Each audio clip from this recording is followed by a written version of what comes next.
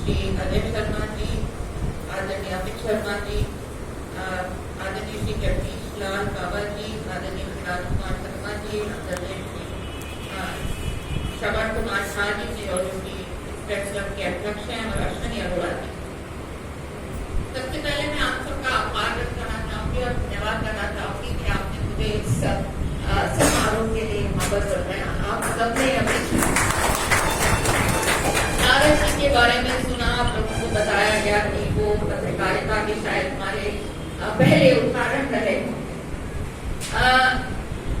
नारद जी के बारे में अगर मैं शुरू करूं तो हम ये कह सकते हैं कि ब्रह्मा जी की गोद में पैदा हुए और ब्रह्मांड का विचरण घूमते, नारायण नारायण करके घूमते थे। और बचपन में अगर आप भी याद करेंगे तो हम लोग भी बड़े मजे से नारायण नारायण जरूर करते।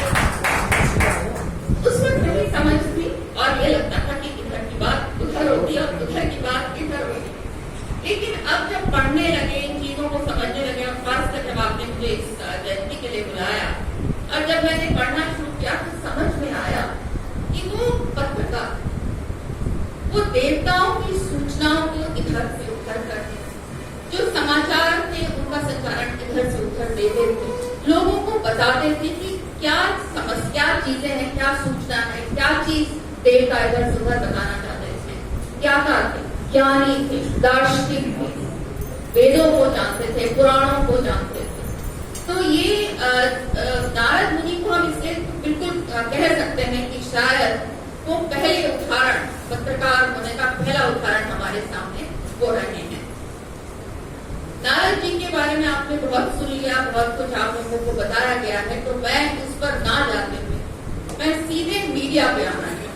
पत्रकारिता, मीडिया, पत्रकार, अखबार, मैगजीन आज से नहीं, बहुत सालों से, 18वीं सेंचुरी, अमेरिकन इंडिपेंडेंस की बात करें, फ्रेंच रेवोल्यूशन की बात करें, तो एक ओपिनियन बनता था, लोगों तक खबरों को बताया जाता था, लोगों को जानकारी दी जाती थी और फिर एक ओपिनियन बनाया जाता था। अगर हम अपनी इंडिपेंडेंस, इंडिया के इंडिपेंडेंस की बात करें, स्वतंत्रता संग्राम की बात करें, तो अगर आप पढ़ना शुरू करेंगे 36 से ज्यादा अखबार, बंगाली में, हिंदी में, उर्दू में, मराठी में, बंगाल गजेट शुरू किया, इनकी एक हमारे जेम्स ऑगस्टस इनकी उन्होंने शुरू किया, केसरी मराठी में, इस तरह के बहुत से अखबार स्वतंत्रता संग्राम के दौरान भी हमने देखे या उनके बारे में हम पढ़ते।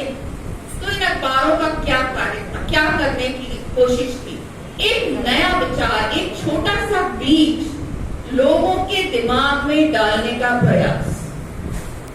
स्वतंत्रता क्या है, क्यों चाहिए, लोकतंत्र क्या होता है, समानता क्यों होनी चाहिए, समाज में किस चीज की आवश्यकता है। तो ये जो छोटे से छोटे बीज हमारे जो उस वक्त के नेता थे, जो आम मानस में डालना चाहते थे, ये जो माध्यम बने, ये जो पत्रिकाएं, ये जो अखबार, ये एक माध्यम बने इन विचारों को आम मानस तक पहुंचाने का। क्योंकि अगर आपको क्रांति लानी है, केवल लिखकर क्रांति नहीं आ सकती। उस लिखे को जब तक कोई समझेगा नहीं, उसको अपने अंदर आत्मसात नहीं करेगा, तब तक आप क्रांति नहीं ला सकते हैं। तो पत्रकारिता का उस वक्त से, उस समय से, स्वतंत्रता संग्राम, नॉन कोऑपरेशन की बात करें, क्विट इंडिया मूवमेंट की बात करें, हम किसी भी मूवमेंट की बात अगर हम स्वतंत्रता संग्राम को पढ़ते हुए देखते हैं तो पत्रकारिता का, अखबार का, मैगजीन का बहुत बड़ा रोल रहा। अब उत्तराखंड की अगर हम बात करें, चिपको आंदोलन, कौन जानता था? नंदा गौड़ा को कोई नहीं जानता। आज सोशल मीडिया पे है, पेपर्स में है, बच्चा जानता कि क्या चिपको आंदोलन था। एक हमारा नशा के खिलाफ बहुत जबरदस्त डीपी मायने यहाँ पे काम किया। हमारा उत्तराखंड हमें कैसे मिला? आंदोलन से मिला। इस आंदोलन में क्या पत्रकारों की बहुत बड़ी एक हिस्सेदारी थी कि नहीं थी? बहुत बड़ी हिस्सेदारी थी। इन्होंने भी, पत्रकार ने भी चीजों को लोगों के बीच में लाकर रखा। क्या अच्छा है? सिर्फ इंफॉर्मेशन देना इज इम्पोर्टेंट। क्या इंफॉर्मेशन जनता तक पहुंचा रहे हैं, अच्छा या बुरा आपका निर्णय नहीं होना चाहिए। आप नहीं, मुझे लगता है कि आज मीडिया मुझे केवल इंफॉर्मेशन देना। तो उत्तराखंड के कई आंदोलन में, चाहे वो टिप्पो मूवमेंट हो, नशा के खिलाफ हो, और अब हम जब उत्तराखंड हमें मिला खूब कानून हो, ऐसी बहुत सी कानून है जिसमें आपका बहुत बड़ा योगदान रहता है और रहा। पत्रकारों को क्या हो, मतलब व्हाट इज इट, क्या क्या क्या होता है पत्रकारिता, क्या है? बेसिकली इंफॉर्मेशन देना। यहाँ ये हुआ, यूक्रेन वॉर चल रही है, गैस के दाम बढ़ गए हैं, वहां पर स्कूल में टीचर नहीं पहुंच रहे हैं, इंफॉर्मेशन देना। स्पेस पे पहुंच गए हैं, जुपिटर पे ये चल रहा है, मार्स पे ऐसा हो रहा है, फाइटर पायलट महिला बन गई है, 50% आरक्षण मिल गया है। ये इंफॉर्मेशन आप शेयर कर। आज माध्यम बहुत हो गए, जैसे बिल्कुल बहुत अच्छी बात डॉक्टर विशेष ने बोली कि अब पहले हम अभी भी मानते कि जो लिखित है या जो हम टीवी पर देखते हैं उसको हम सही मानते हैं। सोशल मीडिया में बहुत कुछ चलता है, कितना सही कितना गलत, उसका आकलन हम लोगों को खुद करना पड़ेगा। लेकिन पत्र जो लिखा है, पेपर, आज भी सुबह की चाय बिना पेपर के अधूरी सी लगती है। लेकिन क्या ये हम अपने बच्चों को सिखा पाए हैं? नहीं सिखा पाए। बच्चे आज मोबाइल पर अखबार पढ़ लेते हैं या टैब पर पढ़ लेते हैं, लेकिन जो उसकी वैल्यू है, जो पेपर की वैल्यू है, ये भी एक कार्य बनता है। अलग से मेरे पास अभी थॉट आया है कि हमें बच्चों को इस तरफ भी ले जाना होगा, किताबों की तरफ, अखबारों की तरफ। जैसे मुझे याद है धर्मयुग आती थी, इंडिया टुडे होती थी, संडे होती थी और होड़ मचती थी पढ़ने की, क्योंकि इंफॉर्मेशन आता था। तो वो इंफॉर्मेशन आदि माता था किस वक्त, अच्छा इंफॉर्मेशन से आप समाज को सशक्त करते हैं, एम्पावर करते हैं। किसी भी गांव में बैठी हुई लड़की या कोई लड़का या कोई बच्चा जब पढ़ता है कि आज स्पेस में हम जा सकते हैं, तो शायद वो विजुलाइज करता है कि मुझे भी ये करना है, मैं भी कर सकती हूँ या मैं भी कर सकता हूँ। आर्मी में मैं अब जा सकती हूँ। जब लाल किले की प्राचीर से प्रधानमंत्री कहते हैं कि सैनिक स्कूल में बेटी जाएगी, तो गांव में बैठी हुई जो देखती है टेलीविजन में, उसके दिमाग में सडनली एक आइडिया आता है। तो जो मीडिया है बहुत बड़ा रोल प्ले करता है समाज को किस तरह का, कैसे समाज होना चाहिए, क्या होना चाहिए। तो सबसे पहले तो आप इंफॉर्मेशन देंगे। इंफॉर्मेशन से जो लोग हैं वो एम्पावर होते हैं। आप ओपिनियन भी बना सकते हैं, समाज को बदल सकते हैं, सोच को बदल सकते हैं।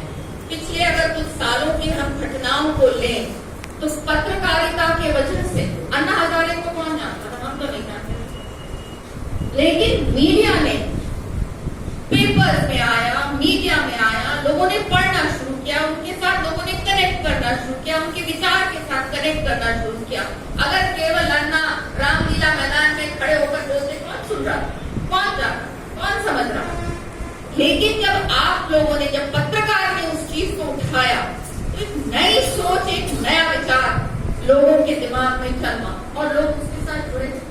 निर्भया कांड एक ऐसा कांड जिसको बोलते हुए भी अभी भी मेरी रूह कांपती है, लेकिन उसमें भी पत्रकारों ने, हाँ वो मीडिया ट्रायल और ये सब लोग बहुत बोलते हैं, वो भी होता है, वो एक पक्ष है मीडिया का, लेकिन उसके बावजूद प्रेशर, जो आप लोगों का प्रेशर होता है विधायिका पर, कार्यपालिका पर, न्यायपालिका पर, एक जैसे आप चौथे स्तंभ तो है ही, तो वो जो प्रेशर पड़ता है उससे लॉज बनते, अच्छी चीजें, समाज बदलता।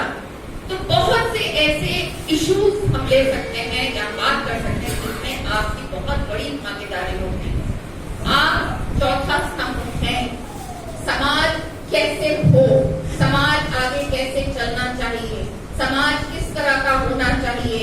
एक बेटी के लिए, एक महिला के लिए, एक बेटे के लिए हम किस तरह का उत्तराखंड चाहते हैं, किस तरह का देश चाहते हैं, ये इस पर भी आप लोग बहुत बड़ा काम कर सकते हैं, बहुत कुछ कर सकते हैं, कर भी रहे हैं, ऐसा नहीं है कि नहीं कर रहे। नेगेटिव चीजों पे हमारा ध्यान जल्दी जाता है। आजकल ब्रेकिंग न्यूज का बहुत जबरदस्त कॉन्सेप्ट, हर चीज ब्रेकिंग होनी चाहिए। क्यों? कोई जरूरत तो नहीं है। हम भी बचपन से देखते आए हैं और उस वक्त की न्यूज बहुत अच्छी होती थी, दूरदर्शन चलता था, न्यूज़पेपर्स पढ़ते थे और ठीक चलता था, सब कुछ ठीक चलता था। लेकिन आजकल जो ब्रेकिंग न्यूज का कॉन्सेप्ट हो गया, उस पर हम लोगों को ध्यान देना चाहिए। क्या ये जरूरी है? हो सकता है कुछ टॉपिक्स पे हो, लेकिन हर समय ब्रेकिंग न्यूज चलती है। पर्टिकुलरली अगर मैं बात करूं टीवी न्यूज की, अब ऐसा समय आ गया है कि आदमी कुछ समय बाद परेशान हो जाता है, क्योंकि जो न्यूज चलती है वो हल्ला होता है। आपको उसकी जो मूल चीज है, जो आपको सुननी है, जो जाननी है, वो न जानकर केवल आप हल्ला सुनते हैं। इसलिए आज भी प्रेफर करते हैं कि हम न्यूज़पेपर पढ़ें, हम मैगजीन्स पढ़ें। नहीं, मैगजीन्स की अवेलेबिलिटी है ही नहीं। मुझे नहीं लगता है कि देश में अब कोई भी आउटलुक, संडे, इंडिया, ऐसे कोई भी मैगजीन आते हैं। तो आप सब जो यहाँ पर लोग बैठे हैं, जो पत्रकार लोग हैं, बहुत बड़ी जिम्मेवारी आपके कदमों पे है। आगे आप, अगर मैं केवल उत्तराखंड की परिप्रेक्ष्य में बात करना चाहूंगी, किस तरह से आप उत्तराखंड को सपोर्ट कर सकते हैं कि वो और आगे बढ़े। पॉजिटिव न्यूज भी आनी चाहिए, अच्छी चीजें भी आनी चाहिए, राय भी आनी चाहिए। आप जमीन से, जैसे एक नेता जमीन में रहता है, जमीन से जुड़ा रहता है, वैसे एक पत्रकार भी जमीन से जुड़ा रहता है। उसको हर चीज की खबर होती है और उस खबर को एक हल्ला हो हल्ला करके न्यूज बनाने के अलावा क्या हम उस खबर को अपने शासन के साथ या अपने सरकार के साथ जाकर उसको कुछ पॉजिटिव कर सकते हैं कि नहीं कर सकते? इस समय जैसे हमारी यात्राएं चल रही, एज पत्रकार ईमानदारी से आप अपनी पत्रकारिता करें, लेकिन जो चीजें बेकार में उछाली जाती हैं, जिनका कोई कारण नहीं, उनको हम सोच समझ के देखें, मूल्यांकन जरूर करें, समझे, सोचे कि हम क्या चीज बोल रहे, क्या इसको बोलने से या लिखने से किसी के जीवन पर असर पड़ेगा कि नहीं पड़ेगा। ये चीज बहुत आवश्यक है। आपने कहा सुबह से शाम तक ब्रेकिंग न्यूज चल पड़ी, एक आदमी का आपने सुबह से शाम तक पूरी तरह से उसकी जो भी आपको करना था आपने कर दिया, और फिर पता चला कि नहीं, ये तो ऐसा ही था, ये तो खबर ही नहीं। एक अगले दिन कहीं नीचे आपने माफी मांगी, लेकिन क्या उस पूरे 24 घंटे में उस व्यक्ति का, उसके परिवार के बारे में आपने कुछ सोचा कि नहीं सोचा? इस प्रदेश के बारे में आपने तो लिख दिया कितने लोग मर गए, लेकिन क्या है फैक्ट्स हैं?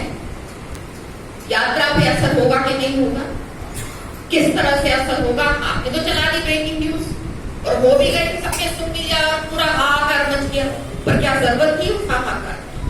तो बहुत आवश्यकता है कि हम पत्रकार बंधु इस चीज को समझे। अभी आपको बताया गया कि किस तरह के क्वालिटीज होनी चाहिए पत्रकार के अंदर, किस तरह से उसको अपने अंदर ऐसी क्वालिटीज को पैदा करना चाहिए ताकि वो निष्पक्ष होकर अपनी नौकरी के साथ, अपने जो कार्य करता है उसके साथ तो वो ईमानदार हो ही, लेकिन साथ ही साथ अपने देश के प्रति भी ईमानदार हो, अपने प्रदेश के प्रति भी ईमानदार हो। तो मेरा ये मानना है कि जो पत्रकार है वो चौथा स्तंभ है, मजबूत स्तंभ है इस देश का, और उसको चेक तो रखता ही है, चेक में तो रखता ही है, तीनों पालिकाओं को चेक पे तो रखता है, लेकिन उसे ये जरूर सोचना चाहिए, ये जरूर समझना चाहिए कि हरेक उसका हरेक कार्य, हरेक अक्षर जो वो लिखता है, उस अक्षर से क्या प्रभाव पड़ता है, किस पर क्या प्रभाव पड़ता है। बहुत ज्यादा मैं नहीं बोलना चाहूंगी, बस इतना ही कहना चाहूंगी कि आज यहाँ पर आकर मुझे बहुत खुशी हुई। इस नारद जयंती की आप सबको मैं ढेर सारी शुभकामनाएं और बधाई देना